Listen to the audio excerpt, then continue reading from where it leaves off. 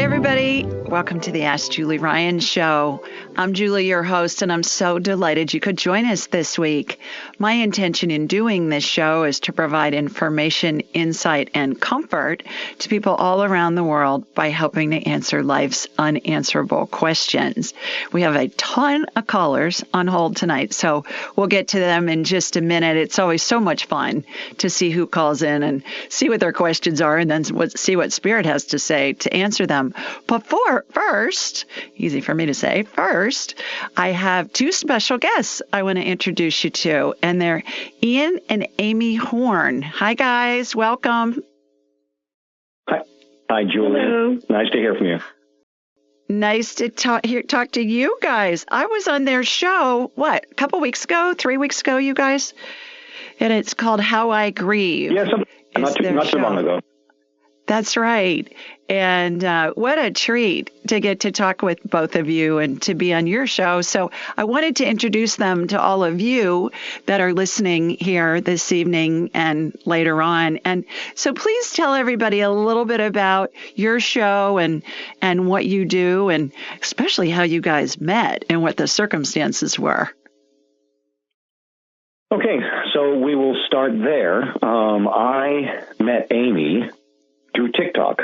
I had almost a year ago, I had lost my wife, Michelle, to COVID. And as you can imagine, it was a very hard, grief-filled process. And I took to TikTok and displayed my grief and my frustration and my anger and my loneliness in 2 or 3 different videos. And the outpouring and outreach from complete strangers was really overwhelming. Hundreds of people just reaching out and saying, hey, if you need to talk, I'm here for you. I'm so sorry. And they were so comforting and kind. And out of all those messages, I felt compelled, and Amy and I like to use the word choose, I felt compelled to choose to respond to Amy. It turns out Amy had, a couple months before me returning her messages, had suffered a loss as well. Yeah. Sorry.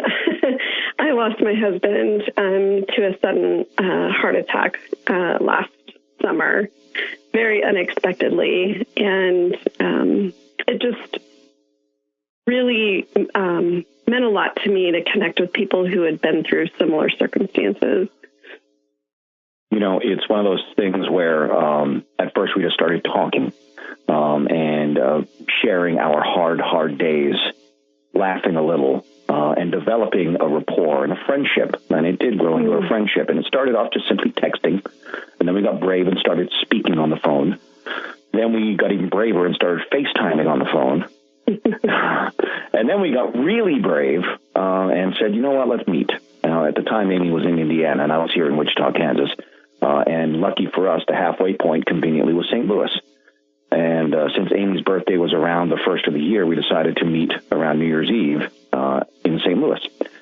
And it's funny, I was just telling the story to someone today. We found ourselves describing that meeting, that weekend, as effortless. It wasn't nearly as awkward or weird as it potentially could have been for 2 complete strangers to meet in person at an Airbnb with all the baggage that goes along with that. And it wasn't. It was completely effortless. And one of my favorite parts of that weekend was we plaster casted a mold of us holding hands, and we called it our date night. And it was very intimate in a very simple sort of way, but it really made that weekend special. So back from that weekend, our relationship grew, and we started talking about the longevity of it all. And with that conversation comes respecting one another and understanding one another and being able to set ground rules. And one of the biggest ground rules we set was never being afraid to talk about those we had lost, to talk about my late wife, Michelle, and her late husband, Dave. If this was going to be our life, if we were going to try and build something out of this, we needed to include them. And we quickly developed what became a motto, if you will, a slogan, and that is that we found that joy and grief can live in the same place, often in the same hour, sometimes in the same minute. And it's very true, and that's kind of what has been the foundation of how we have navigated our life together. We have since married as of May 29th of this year. We actually just got back from our honeymoon a couple weeks ago, and we continue to do that. We continue to, let joy and grief exist in the same place. And with that foundation, we gave life to our podcast, which is How I Grieve. It can be found at howigrieve.com. And the episodes deal with loss. So we, on the onset, didn't want it to just simply be a physical loss. It didn't necessarily have to be the loss of your human or the loss of a pet. It could be loss of a lifestyle. It could be a child who's going through divorce. It could be the loss of, a job or a business in this pandemic world we're living in. A lot of businesses have failed because of the circumstances we're in. And with that comes its own emotional baggage. So, we're dealing with every part and corner of grief,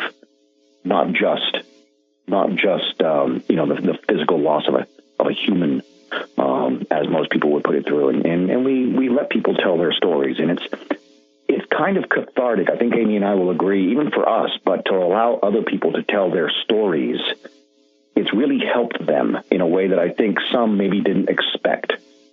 We're trying to normalize the discussion of grief. We're trying to normalize the discussion of mental wellness and mental health to encourage people to take care of themselves in that way, because it's so important. And it's unfortunate that we live in a society where some of that is just not talked about. Everyone talks about living, but no one really is comfortable talking about dying. And well, unfortunately, it happens sometimes on its normal, natural path of longevity, and sometimes suddenly, like Amy and I suffered. And I think it's a discussion and a platform that has helped and continues to help. We're looking forward to see where it goes. Right. Well, so do you guys think you were led to each other? Do you think that your deceased spouses had a part to play in I love Meet Me in St. Louis. What was that? That's a very famous movie. Isn't that the one with Judy Garland? I mean, when you guys told me that, I could hear the music from the score of that movie. I love that you met in St. Louis and you met over New Year's Eve. My God, what a wonderful kickoff of starting a new life together. But obviously you were led. I mean, I don't even have to get your answer to that. I know you were led, but do you think that your deceased spouses were involved in having you meet and get together? For sure. I would say without a doubt, yes. I mean, we find ourselves laughing over little things here and there that we discover that are similarities and or things that just we can't describe as coincidences. It feels like it's just been meant to be the whole way through. Well, the thing I love too about that story, and I have kind of it's not similar, but I met my husband standing behind him in line in the Kansas City airport. And then he asked me to marry him 3 weeks later. And I told him he needed to cool his jets a little because I needed to get to know him a little bit first. And here we are all these decades later. But the thing, Amy, that I love is that he ended up not being an axe murderer. And you're still here to tell the tale and you still like him. Right? I mean, really, your internet friend that you met. Yeah. I mean, really. And I think I've always tried to portray myself as authentically as possible, and that was actually Amy's word. Instead of making a New Year's Eve resolution, she encouraged the use of creating a word for the year, which I completely dove into as well. I loved that idea, and the word she chose was authentic, and I think it was really great. And to sort of just backpedal on the whole, did our spouses have something to do with us coming together? The one funny story is about beets. The vegetable. Dave, it turns out, not a fan of beets. Very passionate about his dislike for the red vegetable, as was Michelle. She despised just the look, the smell, everything about them. Now, Amy and I love them, can't get enough of them, and hilarious. We suffered a beet shortage in our past relationships because we chose not to include them in our diet because we knew our spouses were not big fans and they would give us a hard time about it. And rather than push back, we're like, okay, whatever, we'll choose our battles. But now there are plenty of beets in our household. So, oh my God. Pickled and probably baked and all kinds of stuff. Well, how can people find you real quickly? We've got about a minute left before we're going to take a break. How can people find you if you tell them again, please? Great place to start is howigrieve.com. That's the website. Also on Facebook, just search How I Grieve. But really, howigrieve.com is the best place to start. We post our podcasts on there and a little bit about our story. And we encourage anyone who wants to just be a guest and tell their story to reach out to us, because it's not so much for content for our show. We truly want to give them the opportunity to tell their story. Wonderful. And we have a link to the show that I was on with Ian and Amy up on all my social media at Ask Julie Ryan. We'll post in the show notes too. So thanks you guys for coming on. I appreciate it. Everybody stay with us. We're going to take a quick break. When we come back, we'll get some callers on and their questions. You're listening to the Ask Julie Ryan show. Stay with us. Welcome back, everybody. Our next caller is Brent. Hi, Brent. Hello, Julie. How are you? I'm well. How are you? I'm doing good. Just looking for some information, Terrific. Please tell everybody where you're calling in from. I'm calling from Broken Arrow, Oklahoma. All righty. Well, terrific. Welcome. Got a question for me? Yes, ma'am. Just looking for a basic scan, I suppose. I haven't been doing my self-care lately, and I thought, well, maybe I should get some better guidance. Okay. Is there a specific symptom you want me to check, just as far as time goes? I mean, if you want me to do a full body scan, it'd be great if you'd make an appointment, then we'll have a whole hour. But just for time's sake on the show, do you have one particular thing you want me to check, Brent? Well, in that case, I'll adjust. I apologize. How about we just take a look at, or have a chat with my brain went blank. My cat. Do something different. Okay. I have a call scheduled for you, by the way. So I'm like, okay, I'll hold that. Oh, great. Terrific. That appointment. Terrific. What's your cat's name? The cat is Ivy May. Oh, I love that. All right. What's going on with Ivy May? Oh, nothing in particular. I'm just kind of curious what's in that cat's mind. I mean, usually I call with like hard things, you know what I mean? Or I thought something simple then. Something silly, you know what I mean? More fun. There we go. More fun. Yeah. Do you have a question you want to ask her? That too. Is she okay? Is she fine? Does she have any wants or needs from me? More treats. They always say more treats. She said more treats. I could have known that. I could ask. More treats. More treats, please, is what she said. Ivy May, is there anything you want him to know? She's talking about, is she just an inside cat, Brent? Yes. Or does she go outside? No, she's inside. All right. She'd like for you to leave the doors and the windows open, is what she said. And I thought, she's probably an inside cat and she wants to explore the outside. So she'd like for you to let her explore the great outdoors and leave the doors and windows open. There you go. Okay. That's pretty funny. She just snuck out the door a minute ago. Her and her sister. There you go. So maybe she wants you to leave it open so she'd get back in. That's pretty cute. No, she's sitting next to me now. I had to go retrieve them. Okay. Well, there you go. All right. Well, looking forward to having you for a whole hour. Thanks for calling in this evening. Yes, ma'am. Thank you for talking to you. Take care. Bye-bye. All right. Let's go to Jamie next. Hi, Jamie. Hi. How are you, girl? Yeah. I'm great. Thanks. Please tell everybody where you're located. Good. I'm from Massachusetts. Okay. Terrific. Well, welcome. You got a question for me? I do. I have been having a health battle with mold for a very long time. And I'm just wondering if the treatment that I'm on is working or should I be doing something different? What is the treatment that you're on? I'm taking a lot of binders, trying to get my minerals up, and soon an antifungal. Okay, good. Have you remediated the mold? Is it in your home or your office? Where is it? It was at my home, but I've moved, and the house that I'm living in is fine. And it was at my job. I was a teacher, and I'm not working anymore. You know what? Schools are really moldy. I hear these horror stories about schools. Oh, and so many of the schools are really old, and then they're just moldy, and they got a water leak, and they don't have the money to fix them properly. The air quality is horrible. Yeah. Exactly. Yeah. All right. So I'm going to hook into you, Jamie, and I'll just do a real quick body scan.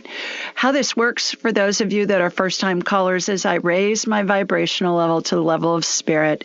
I'm going to watch a laser beam come from my body here in Birmingham, Alabama. It's going to hook into Jamie up in Massachusetts. And then, Jamie, I'm going to have a hologram of you. It's going to be as if I'm looking at an X-ray or a CT scan or an MRI. Something will be identified immediately thereafter. If warranted, there will be some type of energetic healing that will begin. And I'll describe that in detail. And the reason why I describe it so vividly is I'm describing what I'm seeing. And if you can envision it, Jamie, it helps integrate the healing into your body. So here we go. Here comes my laser beam from Sweet Home, Alabama. I head northeast. All right. Got you. Shooting energy from your feet up through the top of your head. The mold is dissipating. You still have quite a bit of it in your system, but it's dissipating. Mold in your system was probably solid before, and now it's got holes in it. Like if you took a sheet of moss from the craft store, from Michael's craft store, and you cut out holes in it where it's not a solid sheet anymore, it's starting to give. What I'm doing is I'm clearing it out of your system. And I'm going to go into your brain, too, because mold likes to hide out in the brain. The nooks and crannies in the brain. If you look at a model of the brain has a lot of creases in it. And so you're going to love this analogy. I've just taken your brain out of your head and rolled it out like I'm rolling sugar cookie dough on a countertop. To make cutout cookies. Yeah. And I'm irrigating the mold out. And then I put your brain back in your head. Brain matter to me, Jamie, looks like thick cooked oatmeal. And it's real soft, like butter, soft butter, or like thick cooked oatmeal. If you put a glob of that in your hand, it's going to be really soft. So I can see mold hiding out in those brain nooks and crannies. I think of like an English muffin, the ads of the nooks and crannies for English muffins. And, oh, boy, that's can hide out for years. Yeah. There's a book that I would highly recommend, Jamie. It's called Why We Get Sick. Get a hold of that. Also get a hold of a book called Toxic by Dr. You have. Great. Excellent. Terrific. Okay. Yep. Well, I hope you feel better. Hope that makes you feel better. Hang in there. Stay with us, everybody. We're going to take a quick break. When we come back, we'll get more callers on. You're listening to the Ask Julie Ryan Show. Welcome back, everybody. Our next caller's Lou. Hi, Lou. Hey, Julie. I'm so glad. How are you, girl? I'm great. I'm in Little Rock, Arkansas. Okay, not too far from me. I know it. We're Southern, aren't we? Yeah, well, I am by default. I've lived in the deep South for 26, 27 years. So, but the funny thing, Lou, and this just cracks me up, at Thanksgiving, you know how they make cornbread dressing down here? I don't make cornbread dressing. I make Yankee dressing is what they call it. And so I'm always, if we're going to a friend's house, they'll always say, can you bring that Yankee dressing? And everybody likes the Yankee dressing better. And I say, when do I stop being a Yankee? I've lived here for, almost half my life. But I still make Yankee dressing. It's my Mima's recipe. Isn't that hilarious? Good for you. Yes, I'm sure yeah. it's great. It is. It is really good. You got a question for me? I do. This is about Lillian, my granddaughter, who is 3.5. Oh. She lives in Boise, Idaho, and just can't seem to stay well. This little girl, it's nothing, serious. And, of course, kids always get different things. But I'm wondering if Spirit can tell us if there's something in her environment at home or at school that may be contributing to her situation. It's just kind of one thing after the other. What are her symptoms, Lou? Right now, she has strep. Her tonsils are huge with, big white strep things on it. Just awful. I'm not there, but that's what her mom says. That's what she's dealing with now. Okay. So what I'm going to do is I'm going to hook into you up in Arkansas, and then I'm going to go from you up to Boise, and I'm going to ask Princess Lillian if I can scan her, because I always ask permission, and it's usually the little kids that say no, just fair warning, but let me see what she says. The reason I do that, Lou, is because I just think it's an invasion of privacy if I'm scanning somebody without their permission, even if it's a newborn. All is not lost, however, because if she says no, I won't scan her, but we can talk to her little spirit and get information. And the reason I don't have a problem with that is because if we're talking to somebody and let's say they have pneumonia, they're going to tell us what they want us to know. But it's not like we're looking at their chest x-ray without their permission, which would be a HIPAA violation. So I operate under HIPAA when it comes to medical stuff. Does that make sense? Sure. Yes, yeah. Absolutely. Yes, okay. Thank you. It's my ethical code in my woo-woo world. Okay, so here we go. Here comes my laser beam. Go ahead. What were you saying? My laser beam's hooking into you, and then I'm going to go up to Lillian. I love her name. Don't you love these old-fashioned names that they're naming these little kids? I love it. Yes. Yeah, I love it. Darling. So, do they call her Lillian or do they call her Lily or what? They call her Lillian, and that was my grandmother's name. So, I love that.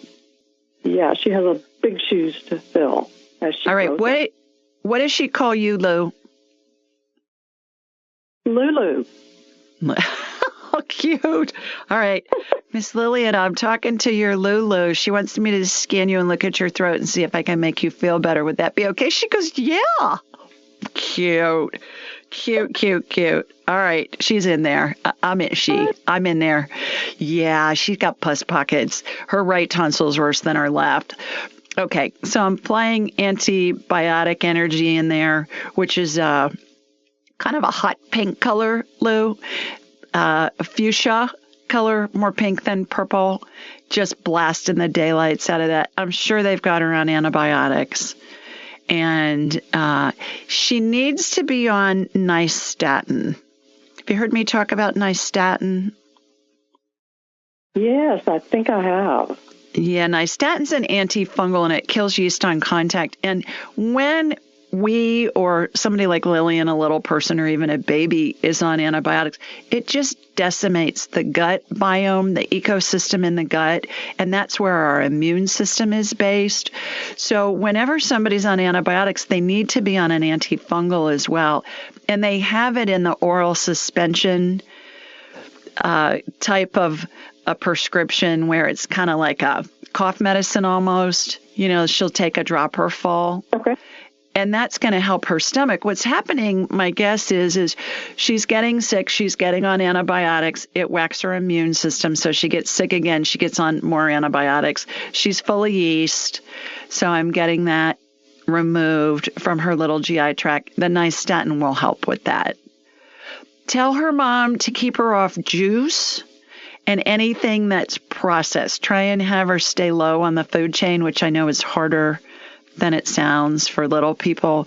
But I'm getting she likes juice, but juice is full of yeast unless her mom is squeezing the oranges and stuff and then giving it to her right away.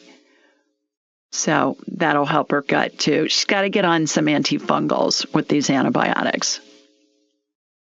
Okay. All right. Yes. Okay. Has very few antibiotics. So, yeah. So you know environmental things, you think it's just kids stuff? I think she's being exposed to mold. Does anybody in her house smoke? No. Okay. Yeah, it's mold. It's mold. Is what I'm seeing. But I really think it's her gut biome that's the biggest issue. So get her on an antifungal. When we take antibiotics, it can wipe out our gut for 2 to 3 years. And that's as long as she's been around. So her gut has not had the opportunity to heal. So I would get her on an antifungal, and that'll make her feel a lot better and help her get her immune system back. Hope that helps. Okay. Oh, my gosh. Take care. So much. All righty. Okay. Bye-bye. Bye, Lou. Okay, let's go to Mike next. Hi, Mike.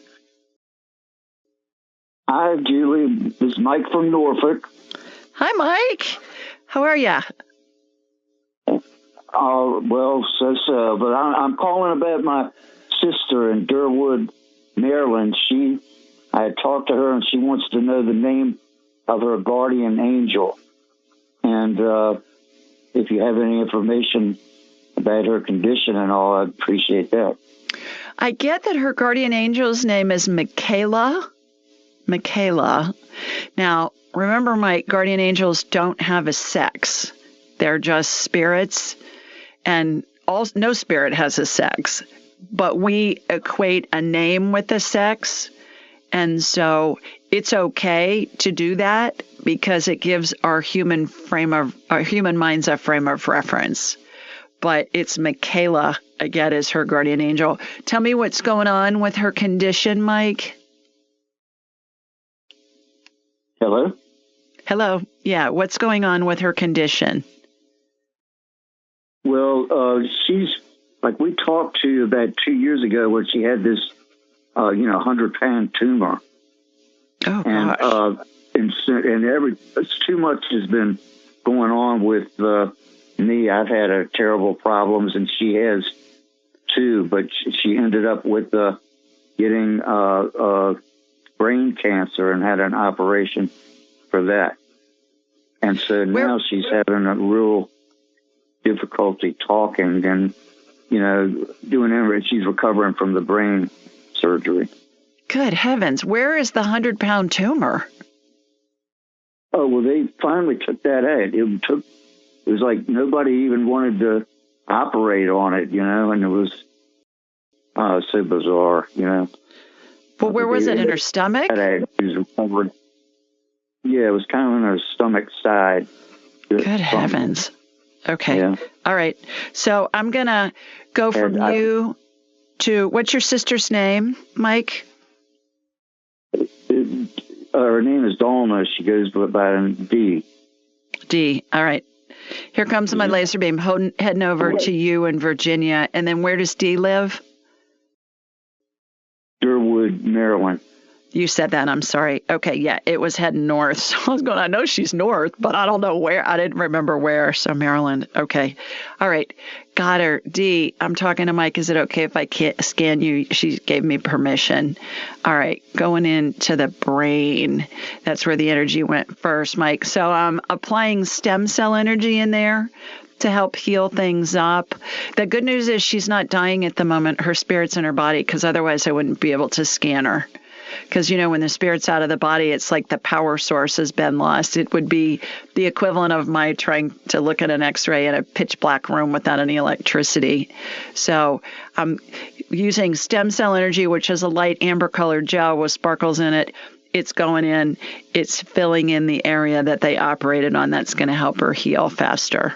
So you may want to have her schedule an appointment with me, and we can do a deep dive over an hour, or both of you, and we can work on both of you together, since you've got so much stuff going on. But I hope that makes her feel better. I was going to try to do that and suggest it, but she's not even able to even listen to, to even make the call, and her husband is legally blind from birth. and she's just unable to operate the computer or even really, he interprets what she's kind of saying, and it's real complicated, Well, maybe you schedule an appointment and we'll work on her together. So we need to take a quick break. Stay with us. You're listening to the Ask Julie Ryan Show, and we'll be right back with more callers. Welcome back, everybody. Our next caller is Miss Patty. Hi, Patty. Hi, Julie. How are you? I'm well. How are you doing? I'm okay. This is Patty from Queens. I'm calling about my brother. He's still sick. Okay. But he's what's going on with him? Home. Nobody knows. The doctors don't know what causes sepsis. And he still feels weak, right? But most important thing, he's home. Okay, he's not. I say to myself, he's not in critical condition. Thank God. He's not in ICU. Thank God. He's not in the hospital. Thank God. But they still don't know what caused his sepsis. Wow. He's lucky he's home because sepsis is deadly. It kills more people in American hospitals than anything else. And some huge percentage of patients don't make it, Patty. It's like high 60% or something. If you look that up, but it's the number one killer of people in American hospitals. I don't know about other countries' hospitals, but it's a big problem here. So he's home. Is he under some kind of special care? Is he on oxygen or anything, or he's just healing and getting his strength back? No. Yeah, that's what I think here, because like my mother just spoke to him before. He sounds a little bit better. He's upset that he can't go to work. The doctors told him he had to stay home for a week. To tell that to someone who has sepsis, that's a miracle upon itself. Exactly. Right. But I just called to see if you could send him some healing, or to see why, because I'm trying to help my brother too, trying to see if we can have some insight what's causing it. So maybe I'll tell him to did the doctor check this? Did the doctor check this? Yeah. What's his name, Patty? We call him Giuseppe, but he calls himself Joseph. Okay. All right. So I'm going to connect from you to him and ask his permission. So here I go. Is he in Queens with you? Is he close by? No, he's in Long Island, just 20 minutes away. Okay. All right. So got him. All right.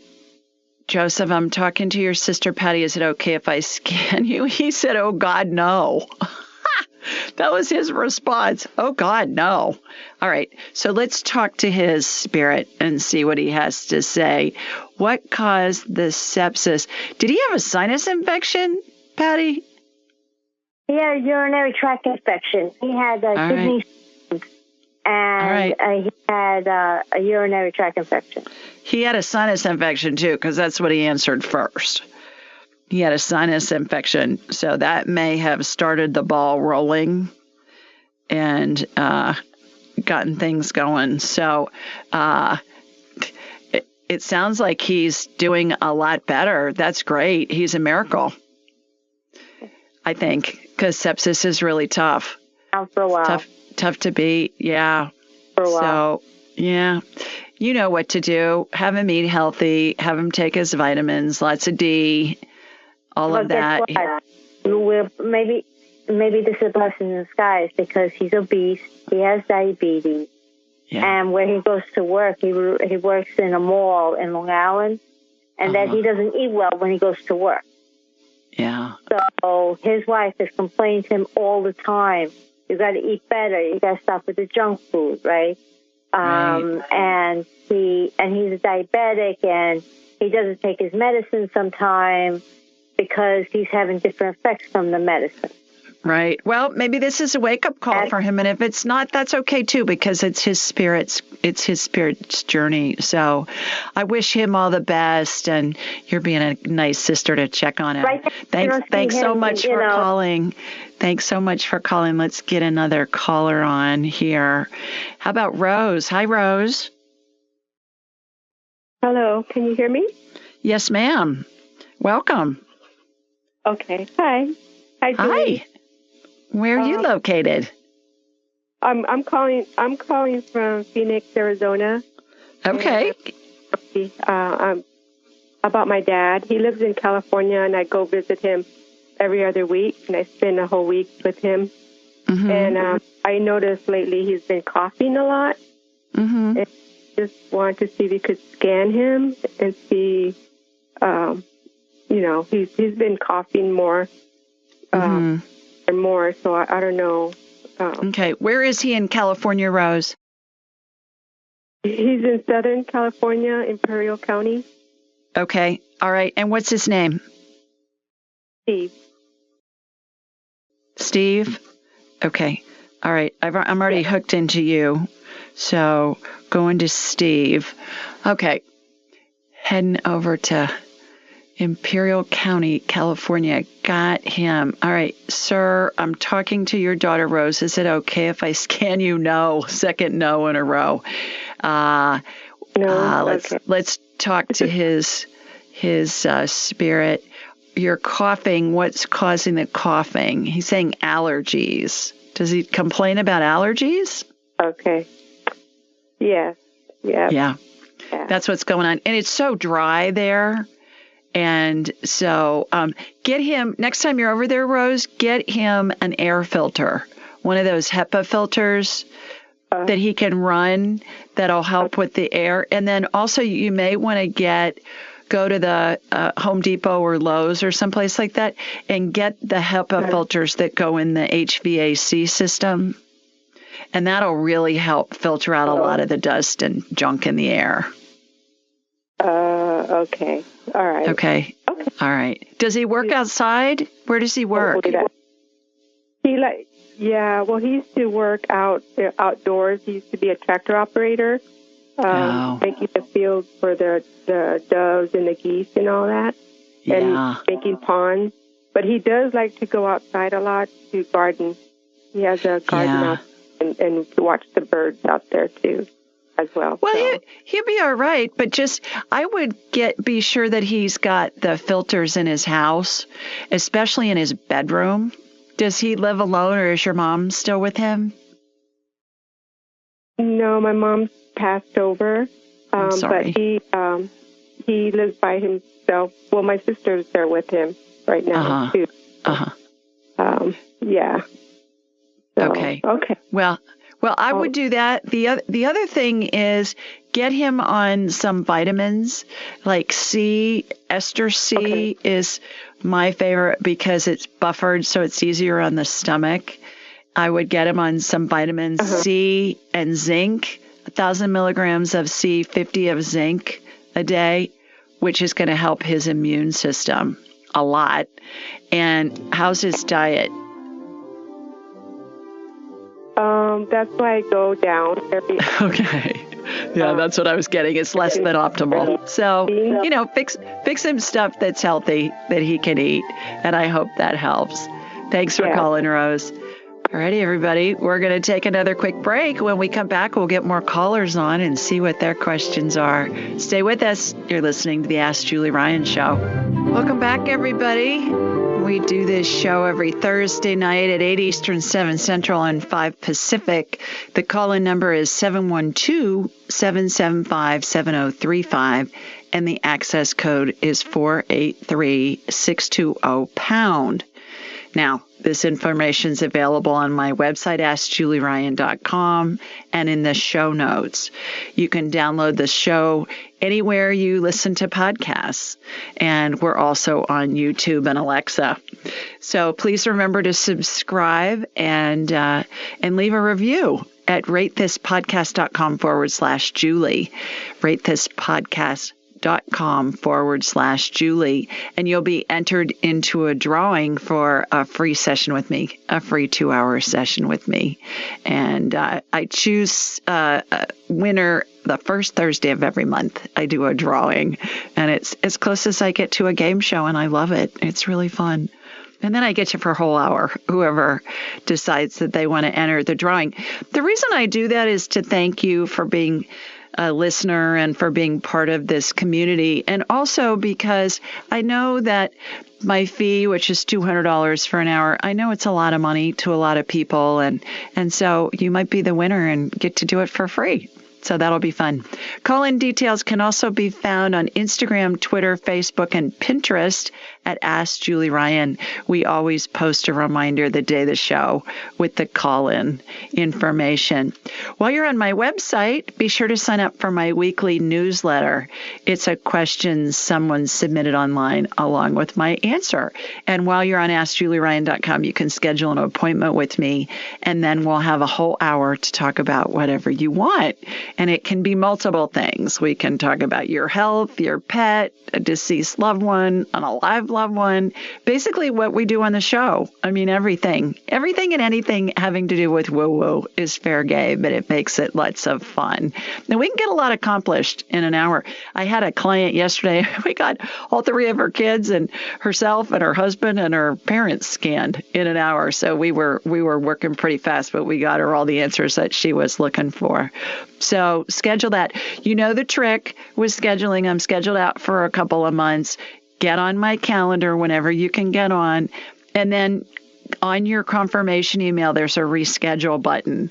Click on that periodically, and it will show you appointments that have opened up.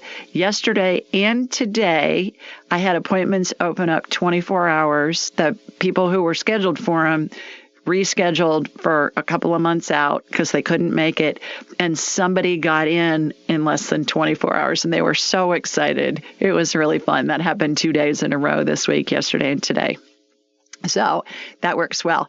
Angelic Attendant Training, my class for October. I teach it quarterly. You can learn how to do all the stuff I do in 4 Saturdays, couple of hours on the Saturdays. October's full, January's full, April is half full. I limited to 12 people. I have 6 people that have signed up already for April of next year. So if you're thinking about wanting to take my class and learning how to do all this woo-woo stuff, and remember, I learned how to do all this stuff too. You can as well. We all have the ability. So everything's at AskJulieRyan.com. All right. This week, we got a question was chosen from Jay, and Jay lives in Williamsville, New York. And Jay said, "Hi, Julie. I'm curious to know what event, if any, initiated your ability to reach into the realms to help other living souls. Can you share the what, when, where, and how that resulted in your healing and reading abilities? Thank you, Jay." And here's my response. Hi, Jay. Thanks for your curiosity and your kind comments. Although I jokingly tell people I'm not one of those psychics who's had dead people chasing her since childhood, it is the truth. I learned how to be a medical intuitive and psychic medium. Everything I do, you guys, I learned. I didn't know how to do any of this stuff. I learned it, and this is what I teach. My woo-woo journey began about 30 years ago when a friend gave me Anatomy of the Spirit by Carolyn Mace, who calls herself a medical intuitive, a description I hadn't ever heard before. This piqued my curiosity since I was in the hospital supply industry developing, manufacturing, and selling medical devices that help people heal. So I went to a bookstore to see what else I could find on the topic. The internet wasn't yet an option. You know, we forget that the internet hasn't been around all that long, but those of us that are old enough, listen, I remember when I got my first fax machine, I thought it was magical. I digress. I went on to say that's where I found Hands of Light at the bookstore by Barbara Brennan, PhD. In her book, Dr. Brennan, a former NASA physicist, parlayed complicated quantum physics principles used in energy healing into understandable language a non-scientific person like me could understand. These 2 books led me to enroll in a 6-year program where I learned about energy fields, energy healing, and other related topics at the School of Healing Arts in Nashville, Tennessee. Fast forward, and I now teach people from all walks of life in many countries how to do every woo-woo thing I do in my angelic attendant training. This includes medical intuitive scans, energy healing, pet communication and healing, conversing with spirits both alive and deceased, past life scans, and being able to tell if a person is close to death. We are all born with intuitive abilities. It's just a matter of developing and enhancing them. More details about my journey are in my book, Angelic Attendants, What Really Happens as We Transition from This Life into the Next. So, Jay, thank you for your interest. I enjoyed that question. I have people ask me that a lot, usually when I'm being interviewed. And there are a lot of details about how information started coming into me as I was studying this stuff over all of those years. And people will say to me, well, how can you teach in a month and in 4 Saturdays what it took you 6 years to learn? 2 answers for that. Number one, I'm at a super high vibrational level now, 30 years later, and I transfer that to my students. So they're coming in where I am right now. That's number one. And number two, like anything, we streamline things and we get more efficient at doing things. So the curriculum that I studied was written 40 years ago. And it's kind of like we went from carrier pigeons to the Wells Fargo wagon to horseback mail delivery, and now we can communicate, to the mailman delivering, which they still do, and now we can communicate via phone and fax and Skype and Zoom and computers and FaceTime and all that jazz. So like anything, it gets more streamlined and more efficient, and so that's how I can teach it. So thanks, Jay. I appreciated that question. All righty, let's go back to the phones, and our next caller is Sue. Hi, Sue. Hi, Julie. How are you? I'm well. How are you, my girl? Oh, I'm great. Thank you. Please tell everybody where you're located. The greater Philadelphia, Pennsylvania area. Okay, terrific. Well, you got a question for me? Yes. Most of my life, I've had very poor eyesight, very nearsighted. I got my first pair of glasses when I was in first grade.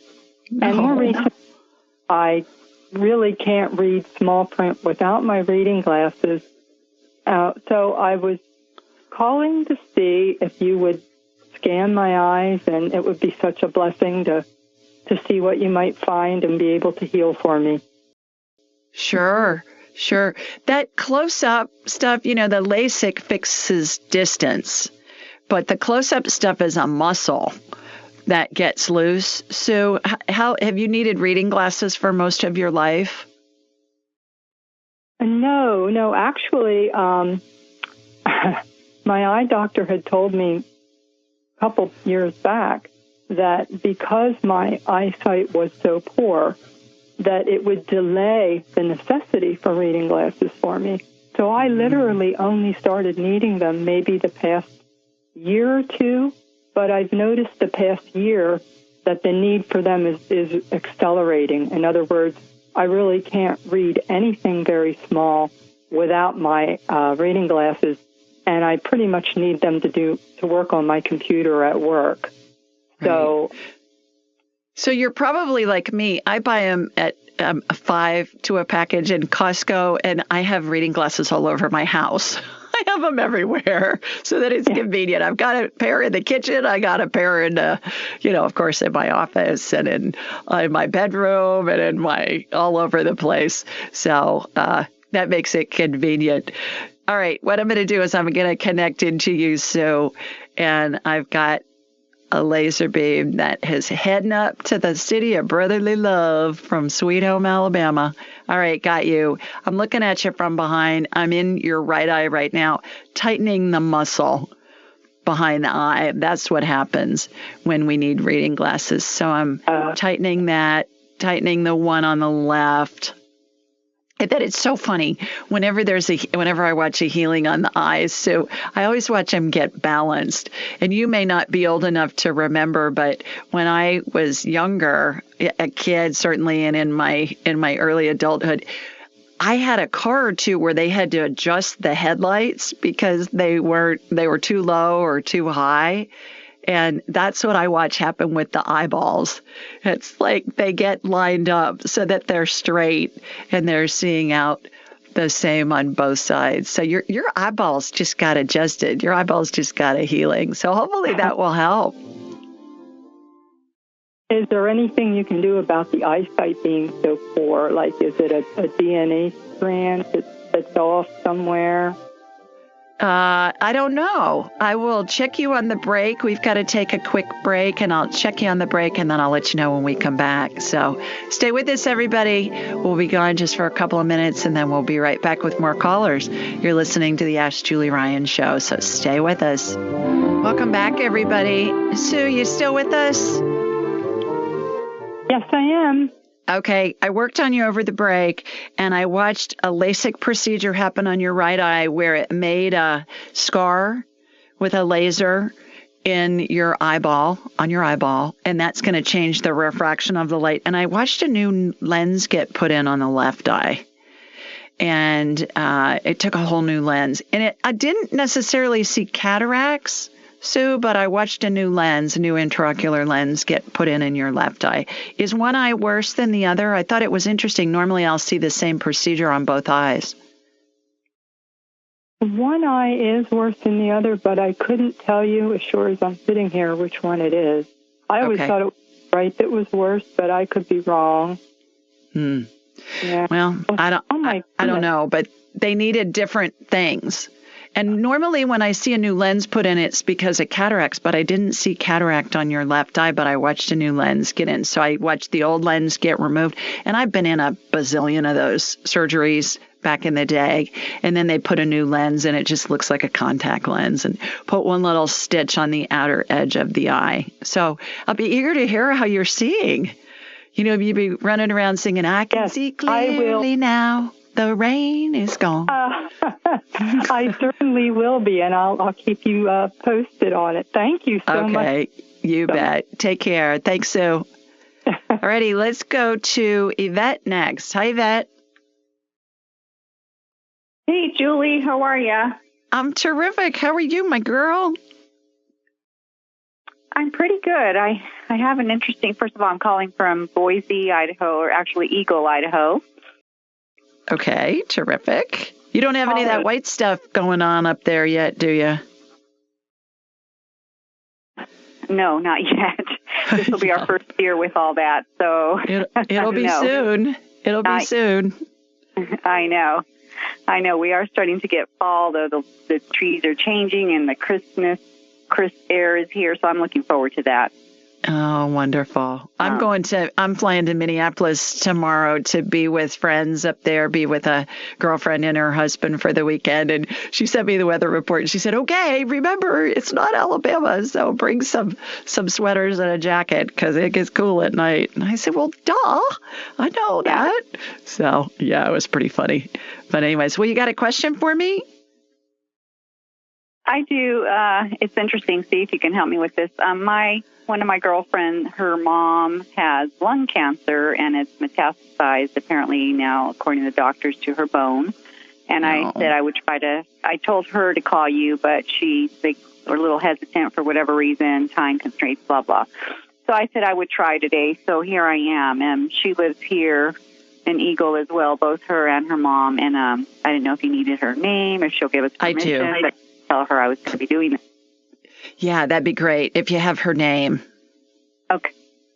Yeah, my friend's name is Veronica, and her mom's name is Penny Boscht. Penny. Okay, Miss Penny. All right. So I'm going to go. Have you met? Penny? You've met her? Oh yeah. Yes. Yeah. Okay. I even texted her today and said, "Do you want to try calling Julie?" Mm-hmm. Okay. All right. So I'm going to go from you, Yvette, right to Miss Penny. So here we go. Here comes my laser beam from Sweet Home, Alabama, heading up to Idaho. Got you. All right. Going to Miss Penny. Got her. Yes, yeah. Okay. So when I see cancer, Yvette, it looks like, you know what a dairy cow looks like? How it's white and then it looks like somebody took black paint and just threw splotches of black paint on the side of the dairy cow. That's what metastasized cancer looks like to me. And she's got it. She's got it all over. So her spirit's still in her body. And let's do a DNA healing on her. And there are 7 strands of DNA that have come out of her body, come out of a chromosome, an X chromosome. You know, everybody has an X. Girls have 2 X's, boys have an X and a Y. And strands of DNA that look like pieces of paper you'd find inside a fortune cookie. And they have nucleic acids in them on the strands that are represented by 4 letters, A, T, C, and G. And a strand can have 100,000 letters, it can have 1 billion letters. DNA is the recipe that tells the cells how to behave. So what I'm watching happen is I'm watching those letters get resequenced on those strands of DNA. The first 3 have already gotten resequenced and snapped back in. And then the other 4 are resequencing right now that I'm watching. 4 and 5 just went in. And we got 6 and 7 still reconfiguring. This healing that I see is in my mind's eye. And of course, it's spirit working through me and with me. I watch it, and we can stay 3 steps ahead of it with somebody that has cancer, because the cancer cells like to mutate. I would love to have her for a full hour if you can get her to schedule an appointment with me, and then we can do a really deep dive. 6 just went in, 7's ready to go here in a minute. So this will give her a little bit of relief. How are they treating her? I'm not sure she started chemo yet. I know she's trying to go through a holistic center. Yeah. Okay. All right. Well, the brain, and I think that was negative. Yeah. It's all over her body. Still in her body. Yeah, it's all over her body. Okay. So, see if you can get her to schedule a whole hour with me, and then we can do a deep dive and see what we can do. But in the short run, this will help. Hopefully. Okay. You know how the healings work, Yvette? The healings happen energetically. They integrate into the body. That can happen instantly. It can take days, weeks, months. It may need some kind of complementary care like surgery or physical therapy or something like that. But certainly it's always the person's spirit's prerogative to utilize the healing in a way that's going to best facilitate whatever it is they're exploring. And nobody heals anybody else. We heal ourselves. I like to use the analogy of when somebody has surgery, at the end of the procedure, the surgeon closes the incision with surgical staples or with sutures. Surgeon doesn't make the patient's skin grow back. The patient makes their own skin grow back. And I think that's a great analogy. So hopefully the DNA healing will help her heal her body. But I'd still like to have a stab at her for a whole hour. So see if you can persuade them to do that. And then I'll see what I can do to help facilitate that healing. Thanks for calling. Julie, thank you so much. Okay. You're welcome. All right, everybody, time for another quick break. We'll be right back. You're listening to the Ask Julie Ryan Show. Stay with us. Welcome back. Let's go to the phones. And our next caller is Shani. Did I say your name right? Is it Shani? It is Shani. Hi, Julie. How are you? Hi. I'm well. How are you? I'm doing great. Thank you. Terrific. Well, welcome. Where are you located? I am located in Lithia, Florida, which is just east of Tampa. Okay. Terrific. You got a question for me? I do. I'm calling about my daughter, Ava. She is 10, almost 11, and she's sitting here right with me. She has had headaches and stomach aches and dizziness, and she's had this for I'd say like 3 years. We've been to doctors. They can't ever seem to find a problem. So we both listened to your show, and she was just wondering if you might be able to scan her and see if anything's going on. Sure. Hi, Ava. Hi. How are you, girl? I love that you called in tonight. Thank you so much for taking the time. What time do you go to bed? It's 9:30 there, right? Are you staying up late? Are you breaking your curfew? No. What time do you usually go to bed? 11. Oh, 11, girl. My goodness. What time do you get up in the morning? What time do you have to be at school? I get up at 6. I have to be at school by 8:15. Good heavens. Wow. All right. So you just sleep fast, right? That's what you're doing. You're just sleeping fast. All right. You know how this works. Here comes my laser beam from Sweet Home, Alabama, heading down to you in Florida, right next door to me. So heading down there. All right. Got you. I don't have to ask your permission because you're on the phone with me. So that makes it easy. So I'm shooting energy from your feet up through the top of your head. You are full of yeast, girl. Have you been on antibiotics? Have you had sore throats or ear infections or anything like that where you've been on antibiotics in the past several years? Yes, this is Mom, and she has had lots of ear infections and asthma growing up and lots of antibiotics. Yeah. So you may have heard earlier we had a caller and I talked about that it's a hamster wheel where the gut biome gets whacked from the antibiotics. Listen, I am living proof of this. I didn't get a handle on this till I met a doctor when I was 40 years old. I was on antibiotics 4 or 5 times a year for my whole life and really on a lot of them as a kid. So what it does is it whacks your immune system, Ava, in your gut. Kills off bugs, but it kills off the good bacteria that need to be in your gut. So, Shani, you got to get her on some nice statin. Okay. Nystatin. Nystatin. Ava, can you swallow tablets? Can you swallow pills? Yes. Okay, good. So get her on nystatin. I'm clearing the yeast out of her system as we're talking, Shani and Ava. And the good news is this is healable, and it also doesn't cause any permanent damage. But you're on the hamster wheel. Your gut biome gets whacked every time you go on antibiotics. The yeast overgrows. People say, well, I just take prebiotics and probiotics.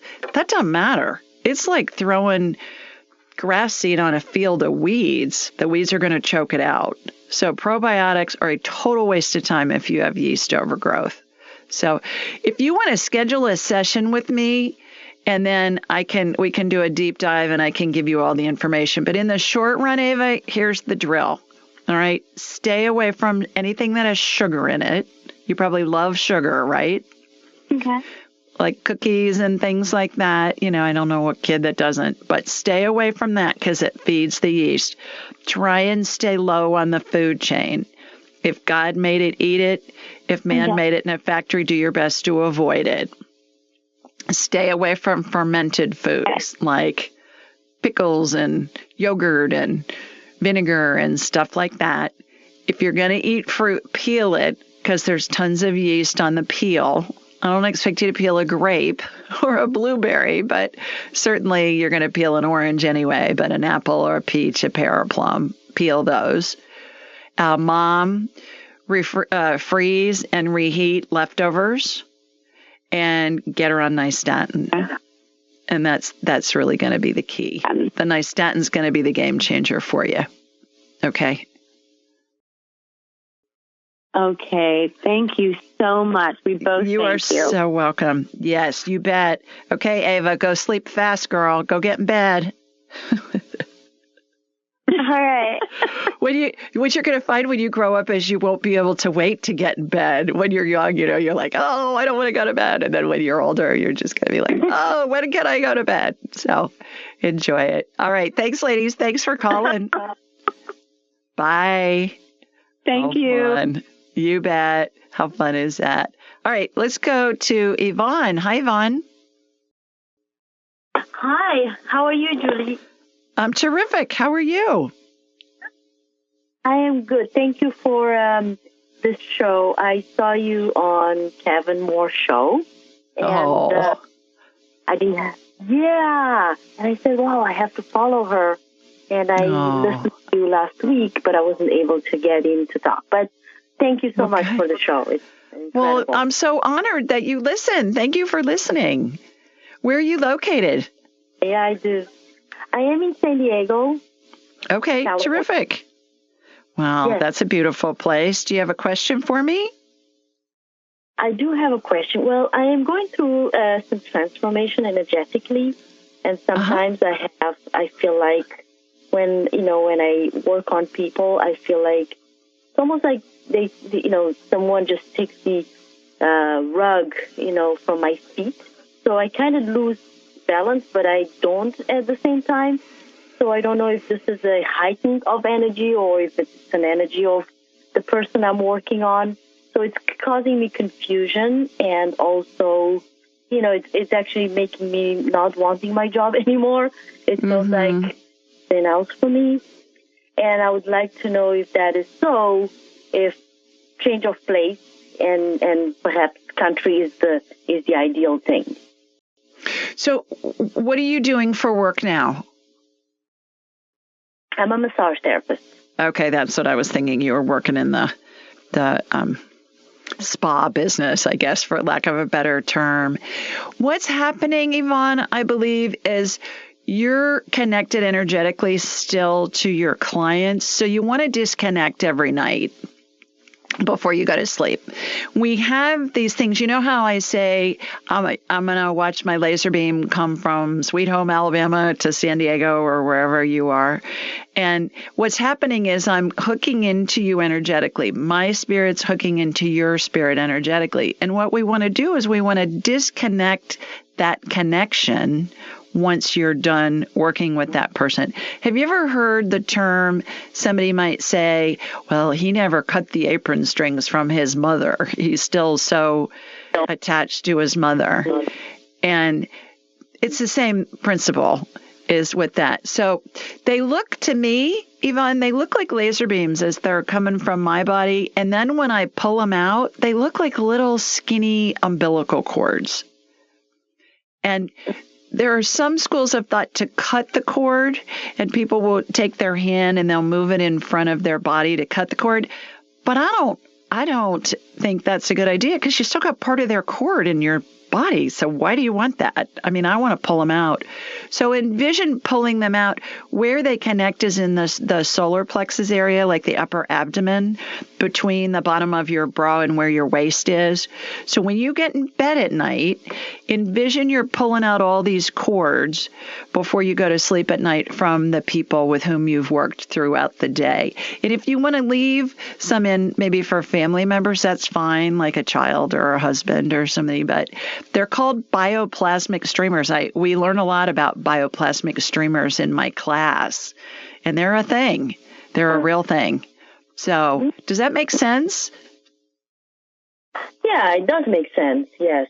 Yeah. So I have been pulling them out of you while I've been talking and explaining about them. You have a ton of them in there, a ton. So I've pulled them out, and I do that every night when I go to bed. I say my prayers, I do all of that, but before I do it, I'm pulling out all those energetic streamers, because although I love everybody I get to talk to, I don't need to be connected energetically with them. And it can cause the symptoms that you're talking about. How many people do you see in a day? Sometimes 4, sometimes 5, sometimes 6, sometimes 7.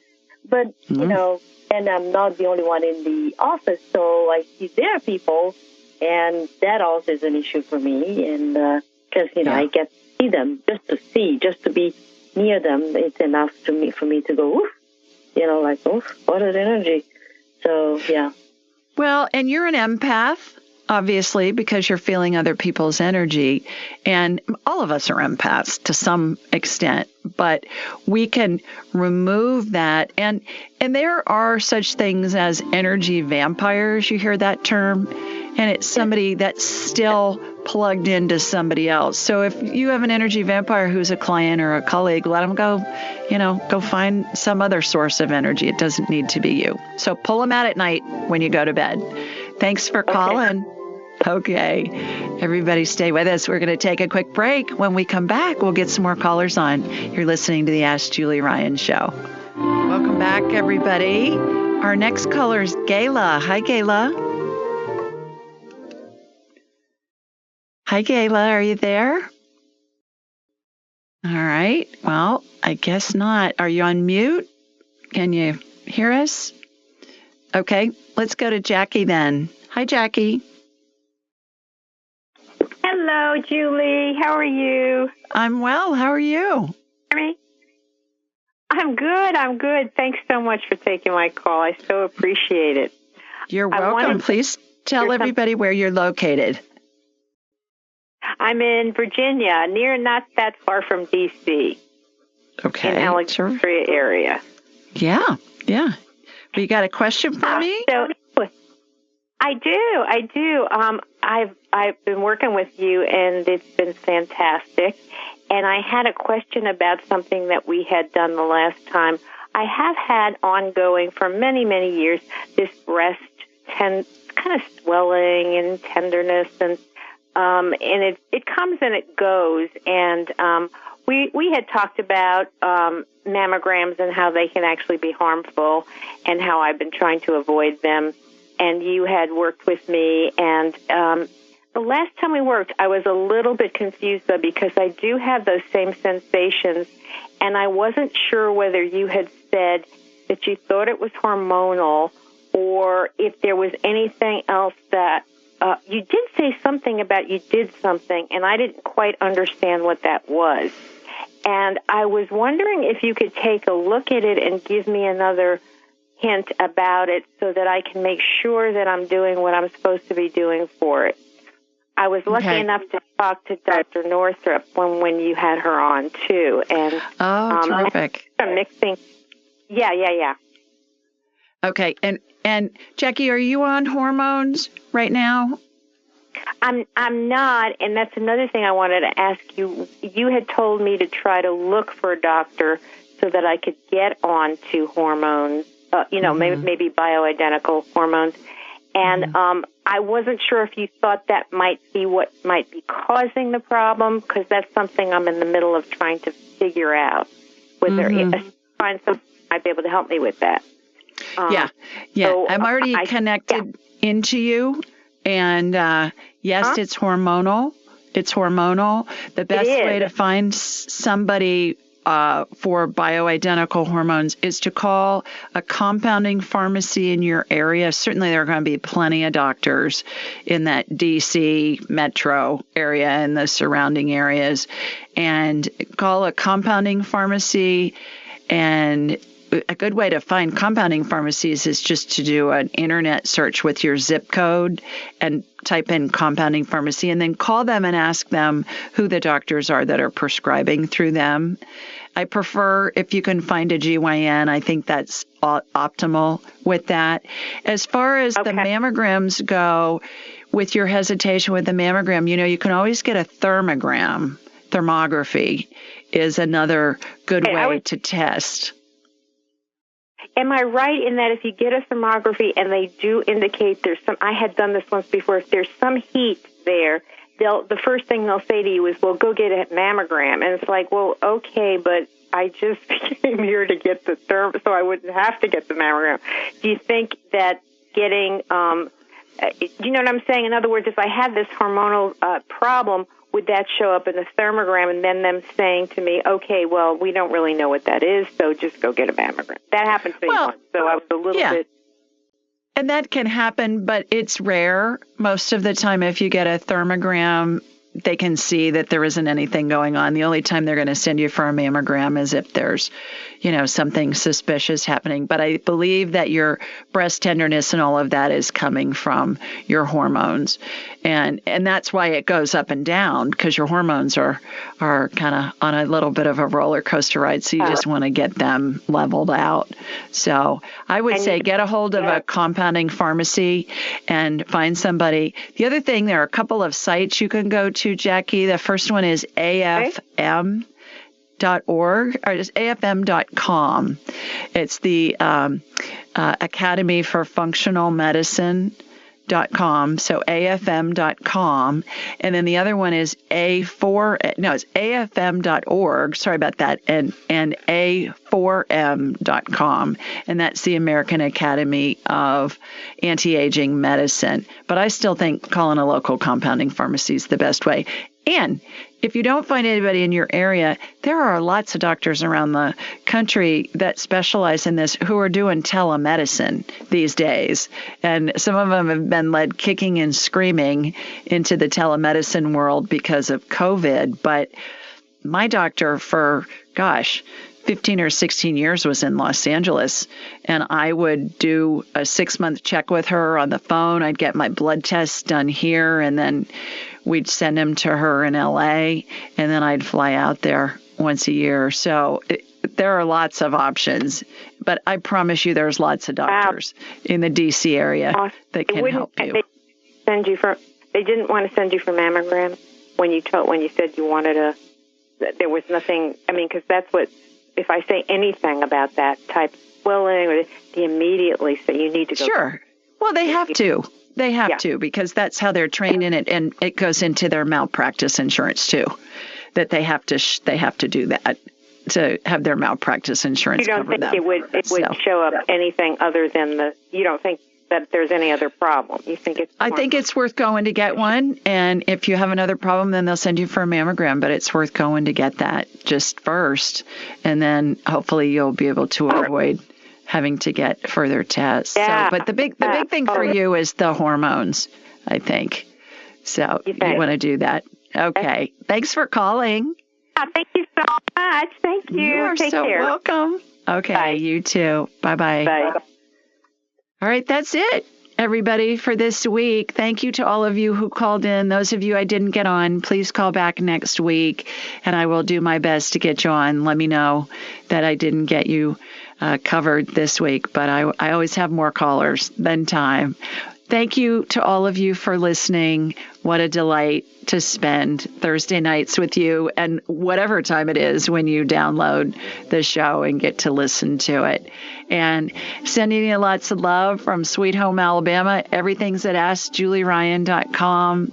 Sign up for my class if it's interesting to you. We have a ball. And submit your questions and schedule an appointment, and sending you big hugs. Mwah.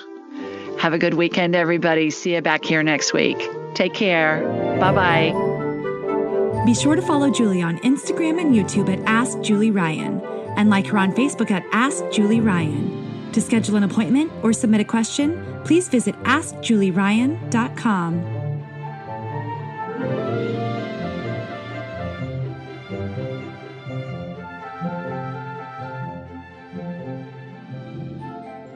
This show is for informational purposes only. It is not intended to be medical, psychological, financial, or legal advice. Please contact a licensed professional. The Ask Julie Ryan Show, Julie Ryan and all parties involved in producing, recording, and distributing it assume no responsibility for listeners' actions based on any information heard on this or any Ask Julie Ryan shows or podcasts.